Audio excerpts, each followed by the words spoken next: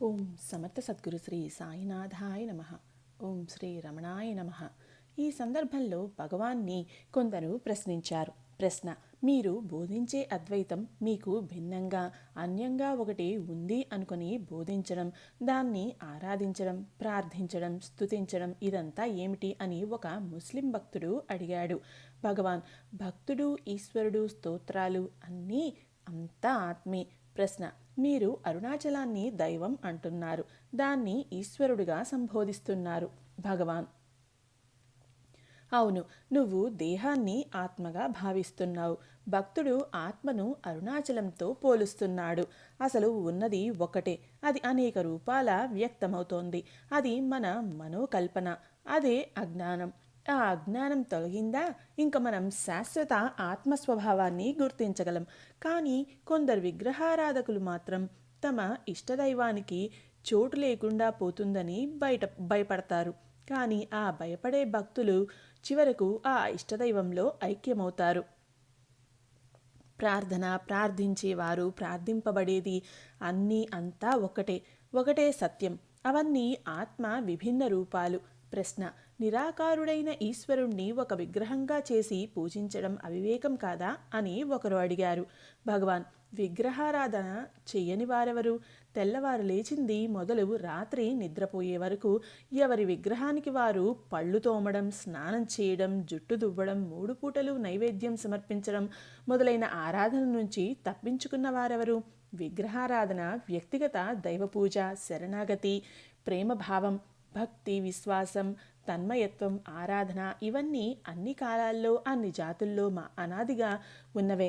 కానీ నామరూప రహితమైన పరమాత్మే అన్నింటిలోనూ అంతర్భూతంగా ఉన్న ఆత్మ అని అనుభవపూర్వకంగా గుర్తించడం అన్ని సంగతుల్లోకి గొప్ప సంగతి. అదే అసలు సంగతి, అదే అసలు సత్యం. అది అన్ని మతాల సిద్ధాంతాల నిరూపణల్ని నిరాకరించక మళ్ళా వాటిని అధిగమించి ఉంటుంది. అదే అద్వైత సిద్ధాంతం. అది ద్వంద్వరహితం. దాన్ని ప్రాచీన ఋషులు ప్రబోధించారు. అది సూటైనది, సూక్ష్మమైనది, సులభమైనది. భగవాన్ బోధించే మార్గం మేధావులకు తప్ప సామాన్య ప్రజానీకానికి అర్థమయ్యే సంగతి కాదని చాలామంది నిశ్చితాభిప్రాయం. కానీ భగవాన్ని నమ్మి చేరిన భక్తులు, సాధకులు చాలా వరకు సామాన్యులు. అందులో కొందరు అతి సామాన్యులు. కొందరు భక్తులు భగవాన్తో పాటు తమ జీవితాలను వంటింటికే అర్పించారు. భగవాన్ వంటింట్లో కూరలు తరుగుతూ, వంట సామాగ్రి అందిస్తూ, ఏ వంట వండాలో, ఏది ఎట్లా తయారు చేయాలో చెబుతూ, చేసి చూపుతూ ఎంతో సహాయం చేసేవారు. ఆయా సమయాల్లో ఎన్నో సంగతులు, కథలు, కబుర్లుగా చెప్పేవారు. నిత్య జీవిత సత్యాన్ని బోధిస్తూ, ఉపదేశిస్తూ, తనని నమ్ముకున్న వారి అంతరాత్మల్ని శోధిస్తూ, వారు చేసే పనుల్ని, వారి స్వభావాల్ని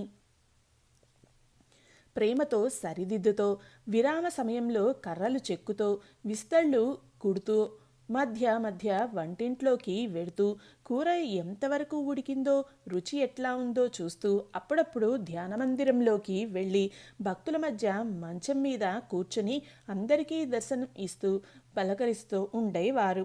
ఆ విధంగా భగవాన్ ఉదయకాలమంతా ఆశ్రమవాసుల్ని ఎరుకలో ఉంచేవారు.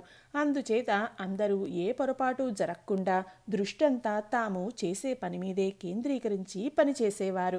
ఆ విధంగా భగవాన్ ఎందరినో నడిపారు.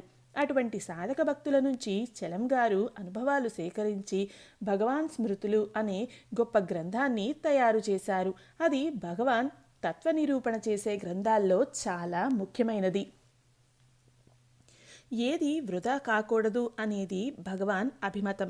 ఆ సూత్రం ప్రకారం ఆశ్రమానికి వచ్చిన ప్రతి వస్తువుకు ఏదో ఒక ఉపయోగం చూపేవారు భగవాన్. ప్రతి పదార్థాన్ని వంటింట్లోకి పంపి భోజన పదార్థంగా తయారు చేయించేవారు. మర్నాడు వంటకి ఏ ఏ పదార్థాలు ఉన్నాయో ముందుగా కనుక్కునేవారు. వాటిని ఎట్లా వండాలో, ఆ వంటలన్నీ తన చిన్నతనంలో ఎట్లా చేసేవారో, తన తల్లి ఎట్లా వండేదో, అసలు ఎట్లా వండాలో అన్నీ చాలా శ్రద్ధగా చెప్పి చేయించేవారు. ఏది ఎప్పుడు రుబ్బాలో, అది ఎప్పుడు ఎట్లా వంటలో వేయాలో, ఎంత ఉడికించాలో అన్నీ చెప్పేవారు. చివరికి ఆ భోజన పదార్థం సరిగ్గా తయారైనదో లేదోనని ప్రతి వంట ముందు తాను రుచి చూసేవారు భగవాన్. ఆ విధంగా ఆయన ఎక్కువ కాలం వంటింట్లో గడిపేవారు. వంటింట్లో పనిచేసేవారంతా సామాను కోసం, సరుకుల కోసం, స్వామి సలహా కోసం, సహాయం కోసం ఎప్పుడూ ఆయన చుట్టూ ప్రదక్షిణగా తిరుగుతూ ఉండేవారు. రోజులో చాలా భాగం తిండి, వంట, పదార్థాల సంగతే మాట్లాడేవారు భగవాన్. వాటితో పాటు హెచ్చరికలు, చీవాట్లు, మధ్య మధ్య నవ్వులు, వేదాంతాలు, హాస్యం, వైరాగ్యం, పురాణాల్లోంచి, వేదాంత గ్రంథాల్లోంచి, భక్తుల జీవిత చరిత్రల నుంచి కథలు, ఇంకా అనేక సంగతులు చెబుతూ ఉండేవారు. గురువు ఆజ్ఞ శిరసావహించడంలో వారికి శిక్షణ ఇచ్చేవారు. అదే వారి సాధన. తాము చేసేది భగవత్ సేవ అనే భావంలో ఉండేవారు వారంతా. అంత జాగ్రత్తగా చేయించినవన్నీ భక్తులకు రుచిగా ఉండటానికో, వారికి కర్మ మార్గంలోంచి సాధన ఇవ్వడానికో, నిష్కామ కర్మతత్వ నిరూపణకో ఏమో గాని భగవాన్ చర్య అద్భుతంగా ఉండేది. ఆ సహజీవన సదావకాశాన్ని పంచుకున్నవారు ధన్యులు.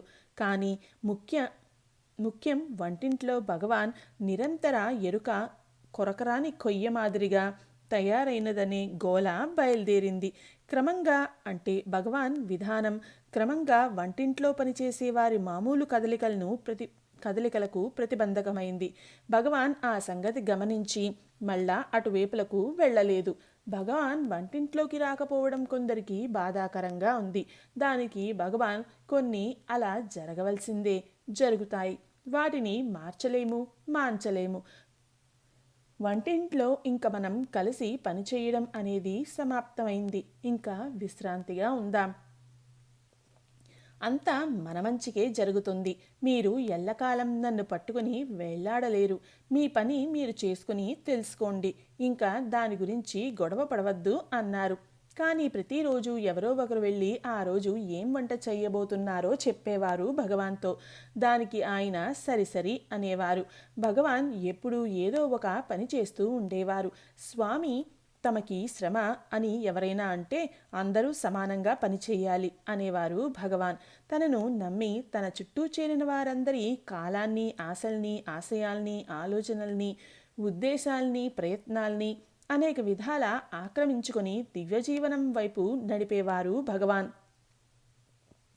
ఆ విధంగా వారికి తెలియకుండా వారి ప్రత్యేక వ్యక్తిత్వాల్ని పోగొట్టేవారు.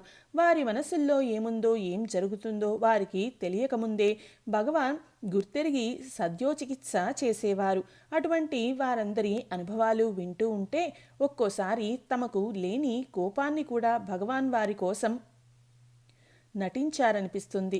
వారిలో దాగి ఉన్న ఏ కలుషాన్నో వెతికి పైకి తీసి మంట పెట్టాలనో, లేక వారిలో పెరిగిపోతున్న అహాన్ని అణచాలనో, వాళ్ల స్వభావాల్ని కెలికి శుభ్రం చెయ్యాలనో స్వామి ఆగ్రహం చూపారు అనిపిస్తోంది. అదంతా తమపై సంపూర్ణ అనుగ్రహం అని గుర్తించిన వారు ధన్యులు. కొందరు ఆశ్రమ నిర్వహణ కార్యక్రమాల్లో పాల్గొనేవారు. కొందరు భక్తులు యాత్రికుల సేవకు, మరికొందరు భగవాన్ పరిచర్యకు ఏర్పడి ఉండేవారు. కానీ కొందరు మేధావులు భగవాన్ సూచించిన విచార మార్గంలో స్థిరంగా నిలిచి సాధన చేశారు. అటువంటి వారిలో శ్రీ రామయోగి ఒకరు. ఆయన నెల్లూరు జిల్లా మోపూరు గ్రామస్తులు. ఆయన చిన్నప్పుడే తండ్రి మరణించారు. వారిది సంపన్న కుటుంబం. ఆయన మేనమామల ఇంట బుచ్చిరెడ్డిపాలెంలో పెరిగారు.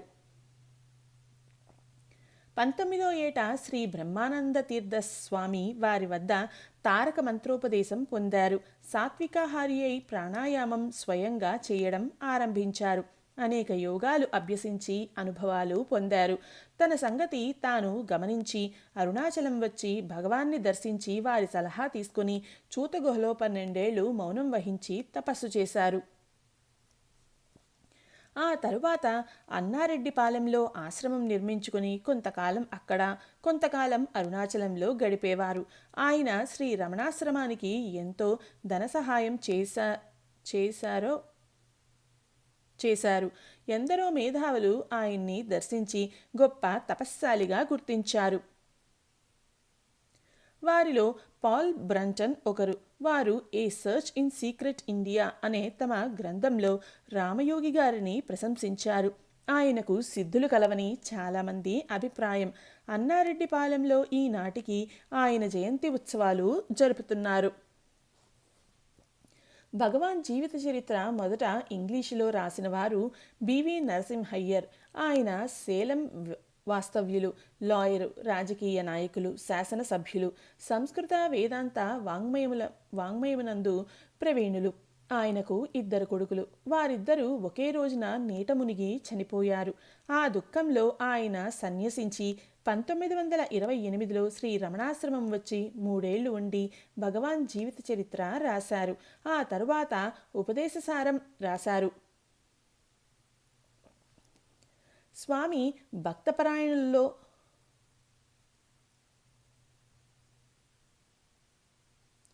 నరసింహయ్యర్ ఒకరు. ఆయన రాసిన భగవాన్ జీవిత చరిత్ర దేశ విదేశీయుల్ని ఆకర్షించింది. భగవాన్ జీవిత చరిత్ర తమిళంలో రాసిన వారు శ్రీ శుద్ధానంద భారతి. ఆయన మొదటి నుంచి పత్రికా విలేకరిగా ప్రసిద్ధికెక్కినవారు, స్వదేశాభిమాని. ఆయనకు ప్రకృతి వైద్యం బాగా తెలుసు. కొన్నాళ్లు గురుకులం నడిపారు. గొప్ప పండితులు, బహు గ్రంథకర్త, చాలా చురుకైనవారు. ఆయన మొదట భగవాన్ దర్శనానికి వచ్చినప్పుడు భగవాన్ గణపతి శాస్త్రి గారితో వచ్చింది భారత శక్తి గ్రంథకర్త అని అన్నారు. భగవాన్ అనిన ఆ మాటలు భారతీ స్వాముల వారు విని పరమానందభరితులు అయినారు. ఆయన కేవలం స్వామి దర్శనానికి వచ్చి అప్పుడే స్వామిపై కొన్ని శ్లోకాలు రాశారు. 6 నెలలు ఉండి రమణ విజయం అనే పుస్తకం రాశారు. 1923లో భగవాన్ బంధువర్గంలోని వారైన విశ్వనాథ బ్రహ్మచారి శ్రీ రమణాశ్రమానికి వచ్చారు. అప్పటికి ఆయన వయసు 19 ఏళ్ళు.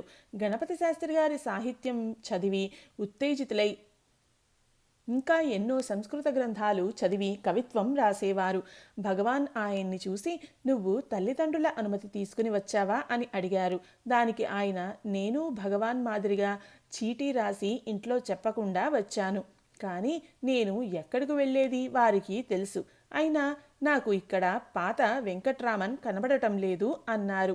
దానికి భగవాన్, వాడెప్పుడో అదృశ్యమైనాడు అని, కనీసం నీకు సంస్కృతం అయినా వచ్చు, ఇల్లు వదిలి వచ్చేటప్పటికి. నాకు అది రాదు అన్నారు. మునగాల వెంకట్రామయ్య గారు ప్రభుత్వోద్యోగి. ఆయన తెలుగువారైనా తమిళం, ఆంగ్లం, సంస్కృత భాషల్లో మంచి ప్రావీణ్యత కలవారు. ఆయన సన్యసించి 1925 ప్రాంతంలో శ్రీ రమణాశ్రమం చేరారు. రమణానంద సరస్వతిగా తన పేరు మార్చుకున్నారు. 1935-39 మధ్యకాలంలో భగవాన్కు భక్తుల, యాత్రికుల, అనుచరులకు మధ్య జరిగిన సంవాదాల్ని, చర్చల్ని, తర్కాల్ని, ప్రశ్నోత్తరాల సమాచారాన్ని సేకరించి టాక్స్ విత్ మహర్షి అనే గ్రంథంగా కూర్చారు ఇంగ్లీష్లో. భగవాన్ తత్వాన్ని తెలిపే గొప్ప గ్రంథం అది. అందు ఎందరో ప్రముఖ వ్యక్తులు, పరిశుద్ధ గ్రంథాలు, అనేక శాస్త్ర విషయాలు పరిచయం అవుతాయి. ఆ గ్రంథం ప్రపంచ ప్రముఖుల ప్రశంసలను అందుకుంది. ఆ తర్వాత త్రిపుర రహస్యం అనే గ్రంథాన్ని ఇంగ్లీష్లోకి అనువదించారు. అద్వైత బోధదీపిక అనే గ్రంథాన్ని కూడా రాశారు. కవి, పండితుడు అయిన సుబ్రహ్మణ్యం 1923 సెప్టెంబర్ 1వ తేదీన శ్రీ రమణాశ్రమానికి వచ్చారు. ఆయన తన పేరు మురుగనార్గా మార్చుకున్నారు. రమణ సన్నిధిమురై అనే కావ్యం రాశారు. ఉపదేశమంజరి, సద్విద్య అను 2 గ్రంథాలు భగవాన్ రాయడానికి ఆయనే కారకులు. ఆయన రాసిన పద్యాల్ని భగవాన్ చదివించుకొని వాటిని వివరించి చెప్పేవారు. 50 ఏళ్ళు శ్రీ రమణాశ్రమంలో ఉన్నారు. ఓరుగంటి వెంకటకృష్ణయ్య గారు కృష్ణభిక్షు భగవాన్ని దర్శించి ఆశ్రమవాసి భగవాన్ జీవిత చరిత్ర శ్రీ రమణలీల తెలుగులో రాశారు. భగవాన్పై కొన్ని పాటలు కట్టారు. ఆయన సోదరులు Ramachandra Kaundinya the talks with Maharshi తెలుగులోకి అనువదించారు. శ్రీరామునికి నిస్వార్థంగా సేవ చేసిన లక్ష్మణుని మాదిరిగా వేరే దృష్టి, ఆలోచన లేకుండా 14 ఏళ్ళు భగవాన్కి సేవ చేసిన వారు మౌనస్వామి. ఆయన విద్యావంతులు, న్యాయవాదులు. భార్య చనిపోయిన దుఃఖంలో జీవితం మీద విరక్తి కలిగి శ్రీ రమణాశ్రమం వచ్చారు. ఒక్క భగవాన్తో తప్ప తక్కిన కాలమంతా మౌనంగా ఉండేవారు. భగవాన్ పర్యవేక్షణలో శ్రీ రమణాశ్రమ ఉత్తర ప్రత్యుత్తరాలన్నీ ఆయనే చూసేవారు. ఊళ్ళో భిక్ష ఎత్తి రోజుకో పూట తిని ఏ ఇంటి అరుగు మీదనో ఏ ఆలయం మెట్ల మీదనో సత్రం వరండాలోనో నిద్రిస్తూ నిరాడంబర జీవితం గడిపారు. ఆయన్ని చూసి భగవాన్ తర్వాత భగవాన్ అంతటి వారు అనుకునేవారు. ధనవంతులు ఆయన చేతికి డబ్బు ఇస్తే దాన్ని ఆశ్రమంలో జమ కట్టించేవారు. భగవాన్ మహాసమాధి అయిన తర్వాత ఆయనకు ఆశ్రమాధికారులతో పొత్తు కుదరక అనేక విషయాల్లో ఏకీభవించక వ్యతిరేకించారు. ఆ రోజుల్లో భగవాన్ సమాధిపై ఉన్న పూరిపాక తగులబడింది. దానికి కారణం మౌనస్వామి అని ఆశ్రమాధికారులు ఫిర్యాదు చేయడంతో ఆయనను పోలీసులు అదుపులోకి తీసుకున్నారు. జైలు నుంచి బయటికి వచ్చిన తర్వాత ఆశ్రమం ఎదురుగా ఉన్న ఓ జీర్ణ కుటీరంలో ఉండేవారు. క్రమంగా ఆయన ఆరోగ్యం క్షీణించింది. బంధుమిత్రులు రమ్మని ఎంత బ్రతిమాలినా భగవాన్ ఇక్కడ నాతో ఉన్నారు అనేవారు మౌనస్వామి. అటువంటి అచంచల ఆత్మవిశ్వాసంతో ఒంటరిగా నిలబడిన యోధులు మౌనస్వామి. ఆయనకు గురువే సర్వస్వం. చివరకు ఆయన ఆ కుటీరంలోనే కన్నుమూశారు. రెండవ ప్రపంచ యుద్ధంలో మేజర్గా పనిచేసిన చాడ్విక్ అనే యూరోపియన్ యుద్ధంలో రక్తపాతం చూసి భరించలేక విరక్తి చెంది తత్వాన్వేషి అయి భగవాన్ గురించి విని శ్రీ రమణాశ్రమం వచ్చి స్థిరపడ్డారు. తన పేరు సాధు అరుణాచలంగా మార్చుకున్నారు. ఆశ్రమ ఆవరణలో ఒక కుటీరం నిర్మించుకున్నారు. భగవాన్ సమాధి అయిన తర్వాత వేదపారాయణ ఆగిపోతే వేద పాఠశాల ఏర్పాటు చేశారు. మాతృభూతేశ్వరాలయంలో శ్రీచక్ర పూజ ఆరంభించారు. ఆయన నిగర్వి, నిరాడంబర జీవి, నిర్మల స్వభావులు, స్వామి భక్తిపరాయణులు. పూనాలో బాబాజాన్ ఆశీర్వాదం పొంది కాశీలో హరిలాల్ బాబా అనుగ్రహం సంపాదించి గాంధీ అరవిందుల దయ పొంది బుద్ధగయలో 7 ఏళ్లు సాధన చేసిన శ్రీమతి తల్యార్ ఖాన్ భగవాన్ని దర్శించి శ్రీ రమణనగర్లో ఒక ఇల్లు కట్టుకుని స్థిరపడ్డారు. ఆశ్రమాభివృద్ధికి అనేక విధాల తోడ్పడ్డారు. ఎందరో మిత్రుల్ని భగవాన్ సూచించిన సాధన వైపు దృష్టి మరల్చారు. హారీ డిగ్మన్ పాశ్చాత్యులు. ఆయన చిన్నప్పటి నుంచి యోగాభ్యాసం చేసినవారు. వారు లట్వియా దేశానికి చెందినవారు. తుకుం పట్టణవాసి. భగవాన్ భక్తులు వెట్టిష్ భాషలో నేను ఎవడను ఉపదేశసారం అను 2 పుస్తకాలు అనువదించారు. ఆయన బ్రహ్మచర్య దీక్షాపరులు. ఆర్య వేదాంతంపై అభిమానం కలవారు. లట్వియా దేశానికి ఇండియాకు అన్ని విధాలా సన్నిహిత సంబంధం ఉండాలి అనేది ఆయన ఆకాంక్ష. సంస్కృతం, ఇంగ్లీషు నేర్చుకున్నారు. ఆర్య విజ్ఞానం ఆకలింపు చేసుకునేందుకు కొంత హిందీ కూడా నేర్చుకున్నారు. వివేకానందుని చదివి అర్థం చేసుకున్నారు. వేదాంతంలో అద్వైతమై చివరి సోపానం అన్నారు. అద్వైతమే చివరి సోపానం అన్నారు. గుర్రం వెంకట సుబ్బరామయ్య గారు భగవాన్కి చాలా సన్నిహితంగా ఉండేవారు. విద్యావంతులు. రమణగీతకు తెలుగు పద్యాలు రాశారు. ఆయన కోసం భగవాన్ భగవద్గీతలోంచి కొన్ని శ్లోకాలు ఏరి శ్రీ భగవద్గీత రత్నమాలిక అని పేరు పెట్టారు. మౌరిస్ ఫ్రీడ్మన్ పోలిష్ జీవ్ సూక్ష్మ గ్రహి. ఆత్మసిద్ధి కోసం భగవాన్ని అర్థించారు. ఆయన తర్కం అంతా విని be still and know that I am good అనే బైబిల్ వాక్యాన్ని చెప్పారు భగవాన్. అంటే తర్కం వ్యర్థమని, నిశ్చలత్వం ముఖ్యమని భగవాన్ సూచనగా తీసుకున్నారు ఆయన. కోహెన్ అనే జూ గురు రమణ అని ఇంగ్లీష్లో ఒక గ్రంథం రాశారు. డాక్టర్ సేన్ అనే ఫ్రెంచ్ ఆమె, డాక్టర్ మీసు, డంకన్ గ్రీన్లీస్ మొదలైన విదేశీయులు భగవాన్ భక్తులు. ఆర్థర్ ఆస్బోన్, మిస్ మెస్టన్ మొదలైన పాశ్చాత్యులు భగవాన్ని నమ్ముకొని శ్రీ రమణనగర్లో స్థిర నివాసం ఏర్పరచుకున్నారు. గిద్దలూరు నరసింహారావు గారు అరుణాచల పంచకం సద్విద్య అను 2 పుస్తకాల్ని తెలుగులో ద్విపదగా రాశారు. చింతా దీక్షితులు గారు భగవాన్ మీద చాలా రాశారు. Devaraju Mudaliar day to day with Bhagavan అనే గొప్ప గ్రంథం రాశారు ఇంగ్లీష్లో. సూరి నాగమ్మ గారు శ్రీ రమణాశ్రమ లేఖలు రాశారు. రమణ భక్తులు రామస్వామి పిళ్ళే, రాజేశ్వరానంద, కుంజుస్వామి, సాంబశివరావు, శ్యామ అయ్యర్, సత్యానంద స్వామి, వెంకటరత్నం, అన్నామలై స్వామి, కృష్ణస్వామి, జగదీష్ స్వామి, జగదీశ శాస్త్రి, రమణ పాదానంద, రాజయ్యర్ మొదలైన వారు భగవాన్ సమకాలీకులు.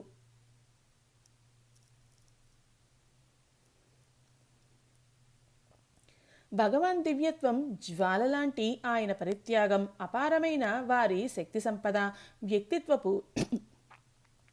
సత్తా, అపార మేధా సంపత్తి చలాన్ని ఆకర్షించగా, చలం విద్యార్థులకు, ఉపాధ్యాయులకు, సహోద్యాయులకు, మహోపాధ్యాయులకు, మిత్రులకు, ఆప్తులకు, ఆశ్రితులకు, రచనలకు, ప్రచురణలకు, పాఠకులకు, ప్రభుత్వానికి, అందరికీ, అన్నింటికీ అభినవ నోవా మాదిరిగా 1950 జనవరిలో విజయవాడకు ఫేర్వెల్ చెప్పి స్థిర నిశ్చయభావంతో అరుణాచలం చేరి భగవాన్ శ్రీ రమణ మహర్షి సూచించిన విచార మార్గాన సౌరిస్ గారితో కలిసి సాధన చేసి ఆత్మవిచార తత్వాన్ని తన కలం బలంతో మరింతగా సూటిగా, శక్తివంతంగా, సులభంగా, సౌందర్యవంతంగా అక్షరాల్లో అనేక గ్రంథాలుగా, ఉత్తరాలుగా, కావ్యాలుగా అభిషేకించారు.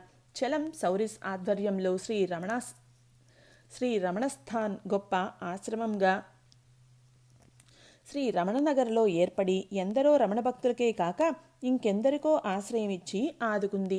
ఓ 30 ఏళ్లు అరుణాచలంలో దేదీప్యమానంగా వెలిగింది. భగవాన్ సమక్షంలో ఎవరు ఏ భేదము చూపడానికి వీల్లేదు. ఎన్నో కలతలతో కూడిన ప్రపంచం ఆయన పాదాల ముందు ప్రణమిల్లి ప్రేమతో కౌగిలించుకునేది. ఆ వాతావరణమే సంశయాల్ని, సందేహాల్ని, సమస్యల్ని, సమస్త తాపాల్ని హరించేది. దానికి తోడు ఆయన ప్రేమ, దయగల పలకరింపు, సమదృష్టి, మౌన తేజస్సు అక్కడ చేరిన వారినందరినీ ఒకటిగా చేసేది. భగవాన్తో ఆధ్యాత్మిక విషయాలే కాదు, సంసారపు గొడవలు, చదువులు, ఉద్యోగాలు, ఇంకా అనేక సమస్యలు అందరూ అన్నీ చెప్పుకునేవారు. వారి వారి స్థితుల్ని బట్టి భగవాన్ వారికి చెప్పి, రాసి, ఓదార్చి తృప్తిపరిచేవారు. చాలా వరకు రాత్రి 8 గంటల తర్వాత భగవాన్ సమక్షంలో ఎన్నో విషయాల మీద చర్చ జరిగేది. ఒక్కో రోజు రాత్రి చాలా పొద్దుపోయే వరకు మాట్లాడేవారు భగవాన్. కథలు, కబుర్లు, అనుభవాలు, గ్రంథాల్లోంచి చర్చ, మహాత్ముల జీవిత చరిత్రల నుంచి ఎన్నెన్నో సంగతులు చెప్పేవారు. అందరూ ఆనంద పారవస్యంతో వినేవారు. ఉత్తమ కళాకారుడు మాదిరిగా ఆయన ఆయా సంగతుల్ని అభినయించి చూపేవారు. భక్తి విషయాల్ని పారవస్యంతో చెప్పేవారు. అటువంటప్పుడు ఆయన కళ్ళల్లోంచి ఆనంద బాష్పాలు ధారలుగా కారేవి. ఒక్కో రోజు రాత్రి భగవాన్ పడుకునేటప్పటికి 11 గంటలయ్యేది. ఆధ్యాత్మికత్వానికి, ఆర్థిక తత్వానికి పొత్తు కుదరక ఆశ్రమంలో కలతలు రేగాయి. ఆశ్రమ యాజమాన్యానికై తగాదాలు, గొడవలు, ఘర్షణలు ఆరంభమయ్యాయి. ఆశ్రమ నిర్వహణ కమిటీ అధ్యక్షుడిగా నిరంజనానంద స్వామి ఎన్నిక అయ్యారు. కానీ ఆ కమిటీ అధికారం చెల్లదంటూ కొందరు కోర్టులో వ్యాజ్యం వేశారు. ఆధ్యాత్మిక సాధకుల్లో అధికార వ్యామోహం తలెత్తేటప్పటికీ పరస్పర నిందారోపణలు బయలుదేరాయి. కోర్టు వారు ఒక కమిషన్ వేశారు. వారు ఆశ్రమానికి వచ్చి భగవాన్ని ప్రశ్నించగా ఈ ఆశ్రమం కాలక్రమేణా అభివృద్ధి చెందింది. కొందరు ఆశ్రమవాసులు నా పేరు ఉపయోగించి నిధి వసూలు చేశారు. వారికి నేను ఎటువంటి అనుమతి ఇవ్వలేదు. వారిని నేను ఆపను లేదు. అందుచేత నిధి వసూలు అవుతూనే ఉంది. ఒకరు మానేస్తే ఆ పనికి మరొకరు పూనుకుంటున్నారు.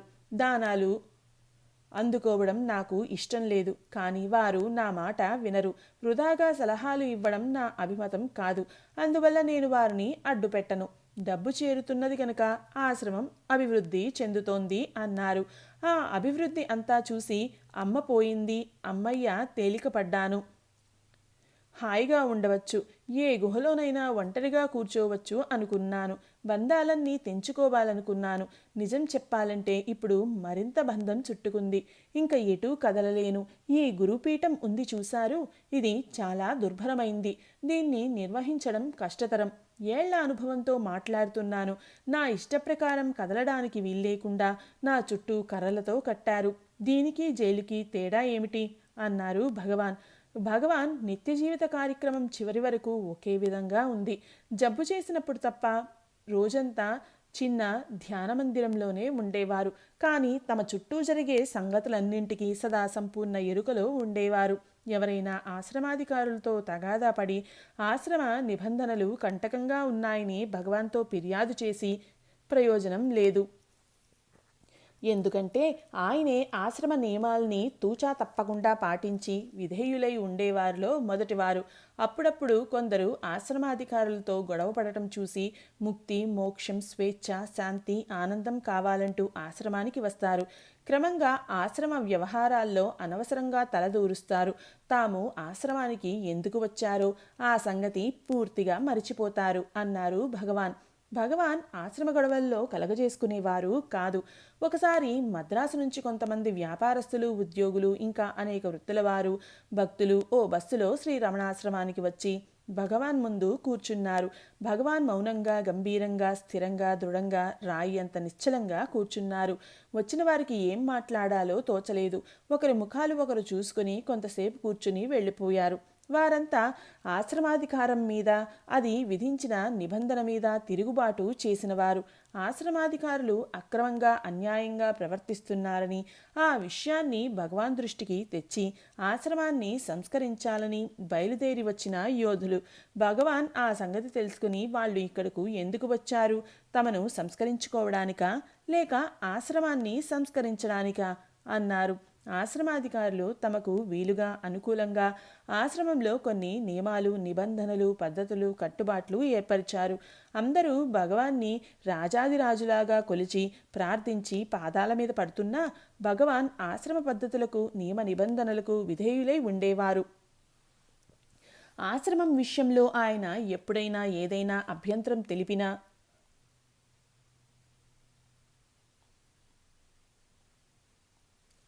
నిరోధించిన అది కేవలం నిజమైన సాధకునికో, భక్తునికో ఆశ్రమాధికారుల వల్ల బాధ, ఇబ్బంది కలిగి ఉండాలి.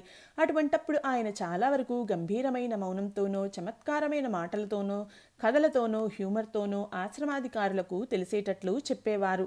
అంతటితో ఆ సమస్య సక్రమంగా పరిష్కారం అయ్యేది. భగవాన్ ఆశ్రమాధికారులకే కాదు, నిత్యజీవన పద్ధతులకు, శారీరక బాధలకు అణగి నమ్రతతో, శమ దమాదులతో ఉండేవారు. తనను చేరిన వారిని భౌతిక వాంఛల నుంచే కాక మానసికంగా స్వేచ్ఛపరిచేవారు. భగవాన్ తనకై ఎప్పుడూ ఏది ఎవరినీ అడుగలేదు. ఎవరైనా తనకు కానుకలు, బహుమతులు ఇస్తే మీరు వాటిని నాకు ఇవ్వడం, గేలం ముల్లుకు ఎరగుచ్చి చేపను లాగాలని చూసినట్లు ఉంటుంది. గేలం వేసేవాడు చేప క్షేమం కోరి ఎరగుచ్చి పెడతాడా?